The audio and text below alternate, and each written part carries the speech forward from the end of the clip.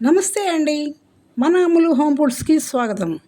ఈరోజు మనం చాలా టేస్టీగా ఉండే మిల్ మేకర్ మసాలా కర్రీ ఎలా చేయాలో చూద్దాం. ఈ కర్రీ చపాతీ, అన్నం దేనిలోకైనా చాలా బాగుంటుంది. మరీ ఆలస్యం చేయకుండా రెసిపీ స్టార్ట్ చేద్దాం. ముందుగా మసాలా పేస్ట్ తయారు చేసుకుందాం. దీనికోసం ఒక బాండీ పెట్టుకుని కొద్దిగా ఆయిల్ వేసుకోవాలి. ఇప్పుడు ఇందులో ఉల్లిపాయ ముక్కలు, ఎండు కొబ్బరి ముక్కలు, ధనియాలు, అల్లం, వెల్లుల్లి, జీడిపప్పు, గసగసాలు, జీలకర్ర వేసుకోవాలి.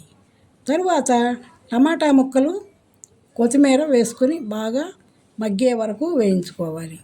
ఇప్పుడు స్టవ్ ఆఫ్ చేసి ఈ మిశ్రమాన్ని పూర్తిగా చల్లారనివ్వాలి. చల్లారిన తర్వాత మిక్సీ జార్లో వేసుకొని స్మూత్గా గ్రైండ్ చేసుకోవాలి. ఇదే మన స్పెషల్ మసాలా పేస్ట్. ఇప్పుడు ఒక పాన్ పెట్టుకొని కొద్దిగా ఆయిల్ వేసుకోవాలి. ఇందులో మిల్ మేకర్ వేసుకుని లైట్గా ఫ్రై చేసుకోవాలి. ఇలా ఫ్రై చేస్తే చాలా మంచి టేస్ట్ వస్తుంది. ఇప్పుడు బాండీ పెట్టుకొని కొద్దిగా ఆయిల్ వేసుకోవాలి. ఇప్పుడు మనం గ్రైండ్ చేసుకున్న మసాలా పేస్ట్ వేసుకుని బాగా వేయించుకోవాలి. పచ్చి వాసన పూర్తిగా పోయే వరకు నూనెలో బాగా వేయించాలి. ఇప్పుడు ఇందులో ఉప్పు, కారం, పసుపు, గరం మసాలాలు వేసుకొని మరోసారి బాగా కలుపుకోవాలి. తరువాత మనం ఫ్రై చేసుకున్న మిల్ మేకర్ వేసుకోవాలి. కొద్దిగా నీళ్లు పోసుకొని బాగా ఉడికించాలి.